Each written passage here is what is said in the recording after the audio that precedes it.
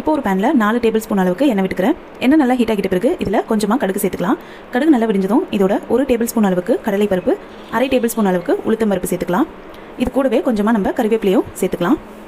இப்போ இது நல்லா எண்ணெயில் பொரிஞ்சிட்ட பிறகு இதோட ஒரு பெரிய சைஸ் வெங்காயத்தை மீடியம் சைஸில் கட் பண்ணி சேர்த்துக்கலாம். சேர்த்து இதை இந்த எண்ணெயில் நல்லா வதக்கி விட்டுக்கலாம். இந்த வெங்காயம் பொன்னிறமாலாம் வரணும்னு அவசியம் இல்லை, ஆனால் நல்லா வதங்கி இருக்கிற அளவுக்கு பார்த்துக்கோங்க.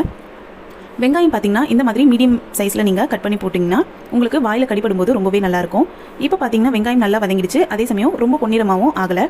இந்த டைமில் ஒரு 1/4 கிலோ அளவுள்ள கத்திரிக்காயை நல்லா துருவிட்டு இதோட சேர்த்துக்கலாம். துருவி தான் சேர்க்கணுன்ட்டு இல்லை, நீங்கள் உங்களுக்கு துருவி சேர்க்க பிடிக்கலனா குட்டி குட்டியாக நீங்கள் கட் பண்ணி கூட சேர்த்துக்கலாம். இப்போ இந்த கத்திரிக்காயை சேர்த்துட்டு நல்லா வதக்கி விட்டுக்கலாம்.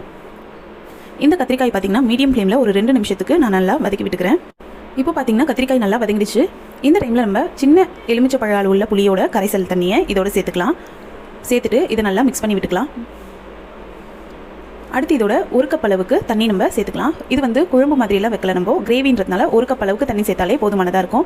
ஆல்ரெடி நம்ம புளி கரைசல் தண்ணி வேற 1 கப் அளவுக்கு சேர்த்துருக்கோம். இது நல்லா கொதிச்சு வரும்போது கரெக்டான கன்சிஸ்டன்சி நமக்கு கிடைக்கும். தண்ணி சேர்த்து நல்லா கலந்து விட்டதும் இதோட இந்த ரெசிபிக்கு தேவையான அளவுக்கு உப்பு சேர்த்துக்கலாம். கூடவே கொஞ்சமாக பெருங்காயத்தூள் சேர்த்துக்கிறேன்.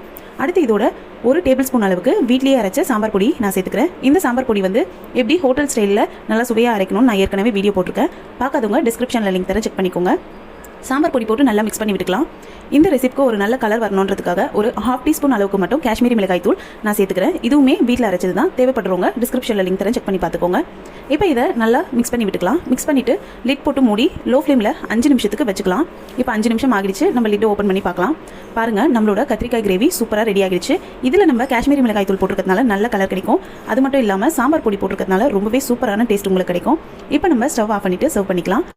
இந்த கத்திரிக்காய் கிரேவி பார்த்திங்கன்னா இட்லி, தோசை, சாதம், சப்பாத்தின்ட்டு எல்லாத்துக்குமே சூப்பரான சைடிஷாக இருக்கும். கண்டிப்பாக ட்ரை பண்ணி பாருங்கள்.